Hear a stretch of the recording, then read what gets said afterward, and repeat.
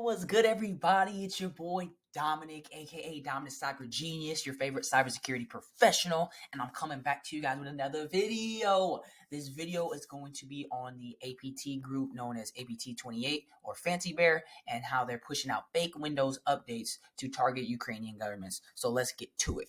Hey everyone, here is my cyber threat intelligence report on the left, and here's the article on the right.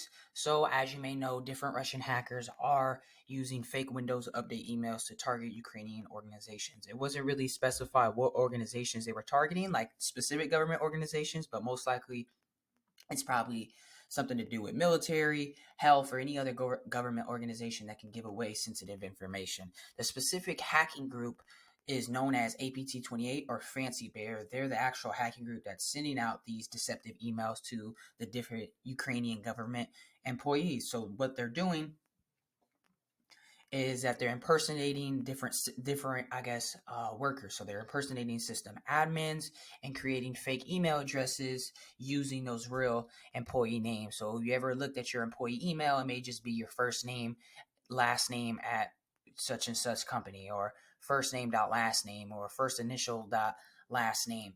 So you got to be looking out for these different patterns and notice these things to say, hey, I know that my company is first name, last name at Nordstrom.com, or it's at first name, last name at gmail.com.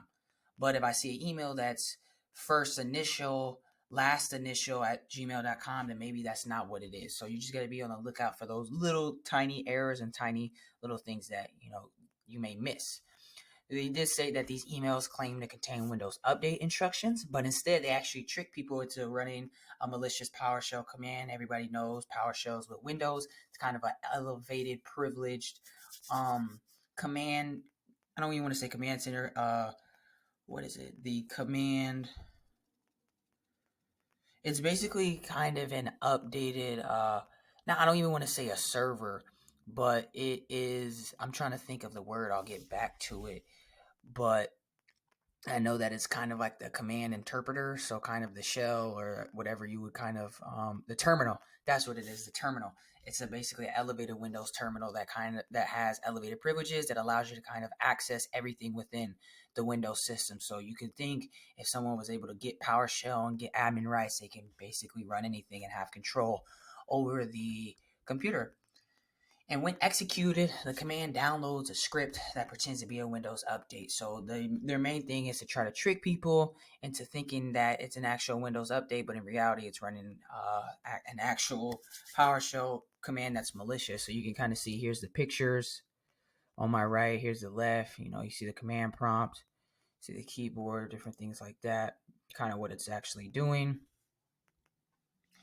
And they're saying once it gets executed, it then downloads another payload in the background. So this is then, you could classify this as a backdoor. And then that backdoor or that additional payload that's hiding in the background is gathering information from the targeted computer. So the data is then sent to a service called Maki, and I believe that's via an HTTP request. So I believe that's kind of, Maki is like this service API that allows it to, interact with the computer and have that payload interact with it. So as far as this, I have TTP's biggest one I would think is lateral movement phishing, right? Internal spear phishing. They're targeting specific people. They're targeting Ukrainian government employees. We all know that since the Ukraine war started out with Russia, cyber attacks have only risen in both countries, and Ukraine has become a prime target for Russia to attack when it comes to cybersecurity. And it's internal spear phishing because they're specifically targeting Ukrainian government employees and nobody else. Reconnaissance, I have phishing for information, gather victim identity, and gather victim identity organization information. For both, if a user or a threat actor were able to be successful with this attack, it does look like they will be able to run different PowerShell commands with elevated privileges, as well as do some other things to steal sensitive information from the government entities. And we all know if that information gets out, that can give away certain things about the government infrastructure of Ukraine and just be detrimental to not just Ukraine, the government, but Ukraine as a whole country. Resource development, I have compromised accounts, infrastructure, develop capabilities. Develop capabilities come out of play because they actually created this PowerShell or this malicious payload that uses PowerShell. So that's why I have developed capabilities. And then I have compromised accounts and infrastructure because they're able to get a phishing email sent into a Ukrainian government, server or infrastructure. And then if that user clicks on it, then now their accounts can be compromised as well as their actual computer. And then I have initial access, so valid accounts, phishing, trusted relationships. So I really have that just because this is a phishing attack. It is a little bit more advanced when they deliver or, upload the payload, but it is phishing because they are pretending to be system admins and other high ranked employees to then target the Ukrainian government employees. Next, I have impact, data manipulation, and destruction. You already know that this data, once it gets in the wrong hands or gets into the Russian entities, it is over. I mean, over for Ukraine. They're going to use it against them. They're going to do whatever it is to get that upper leg. So that's why I put data destruction and manipulation. Defense evasion, I have masquerading. They're able to masquerade the email to make it look real. And they're also able to masquerade that payload that's a PowerShell payload that's malicious. And they're able to masquerade that to pretend that it's actual Windows download instructions for a new update. But in reality, it is not. Next, I have execution. So this is user execution, software deployment tools, and command and scripting interpreter, specifically PowerShell.